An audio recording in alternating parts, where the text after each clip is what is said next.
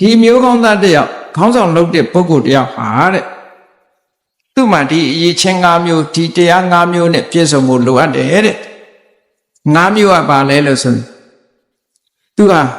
မိဘတွေစီကမေတ္တာရဖို့လိုအပ်တယ်ဒါနံပါတ်1မိဘရဲ့မေတ္တာခံယူနိုင်တဲ့ပုဂ္ဂိုလ်ဖြစ်ရအဲ့တော့မိဘတွေရဲ့မေတ္တာခံယူတယ်ဆိုတာမိဘတွေကိုယူသေးတယ်လေးစားတယ်ထောက်ပံ့တယ်ကူညီတယ်ဟောပြုစုတယ်လှုပ်ချွေးတယ်ဒါမိဘမေတ္တာရတယ်လို့ခေါ်တယ်အဲ့ဒါလို့မလုပ်ဘူးမိဘကိုထော်လော်ကန့်လန့်လုပ်နေလို့ရှိရင်မိဘမေတ္တာမရဘူး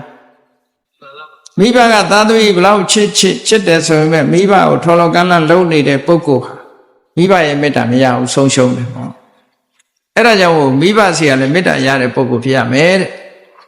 မိဘစီကမေတ္တာရသွားရင်မိဘကအေးသက်ရှိပါစေကျမ်းမာပါစေဘုံကြီးပါစေနဲ့ဆုပေးကြတယ်မဟုတ်လားအဲ့ဒီပုဂ္ဂိုလ်ဟာအားလုံးရဲ့မေတ္တာရတယ်လို့မိဘရဲ့မေတ္တာရလို့ရှင်တယ်အသက်ရှိတယ်ဘုံကြီးတယ်အစစရရအောင်မြင်တယ်လို့ဒီလိုပြောနောက်တစ်ခုကတော့ဘသူရဲ့မေတ္တာရရမှာတော့ဆိုရင်အိမ်အောင်ရှိလို့ရှိရင်သားသမီးတွေသားမယား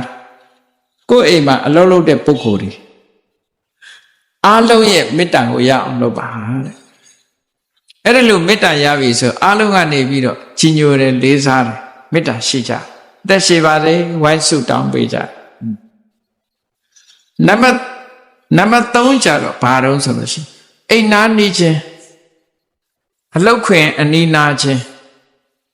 ကိုတိုင်းပြည်ဆိုလို့ရှိရင်တိုင်းပြည်နီးနာခြင်းပေါ့အဲ့ဒီပုဂ္ဂိုလ်ရဲ့မေတ္တာရလို့ဒီလိုဆိုနေပါပေါ့နော်အရာထဲမှာဆိုရင်နေပါပေါ့ကိုအိမ်နာနေခြင်းရဲ့မေတ္တာအဲ့ဒီအိမ်နာနေခြင်းရဲ့မေတ္တာကိုလည်းရအောင်ယူရမယ်တဲ့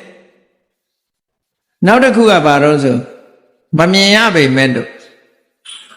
လောကမှာကိုယ်နဲ့ပတ်သက်နေတဲ့နတ်တွေကိုယ်နဲ့အနီးနားမှာရှိတယ်ဆိုတဲ့နတ်တွေရှိတတ်တယ်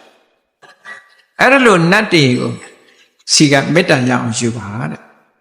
ဘယ်လိုနည်းနဲ့မေတ္တာရနိုင်လို့ဆိုကုသိုလ်ကောင်းမှုလုပ်တဲ့အမြတ်တမ်းပေးဝေးတယ်ဟောနောက်တစ်ခုကဘာတော့ဆိုလို့ရှိရင်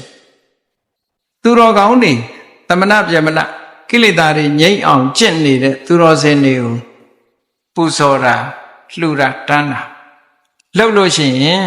သူတော်စင်တွေရဲ့မေတ္တာကိုရတယ်အဲ့ဒါလို့မေတ္တာရတဲ့ခေါင်းဆောင်အမျိုးတွေကခေါင်းဆောင်ပဲဖြစ်ဖြစ်ရွာရဲ့ခေါင်းဆောင်ပဲဖြစ်ဖြစ်ဒေသရဲ့ခေါင်းဆောင်ပဲဖြစ်ဖြစ်မြည်သည့်ခေါင်းဆောင်ပဲဖြစ်ဖြစ်တဲ့အဲ့ဒီ၅မျိုးစီကမေတ္တာရတဲ့ပုဂ္ဂိုလ်ဟာကြီးပွားတိုးတက်တဲ့မြတ်စွာဘုရားကဘယ်လိုဟောထားတော့ဆို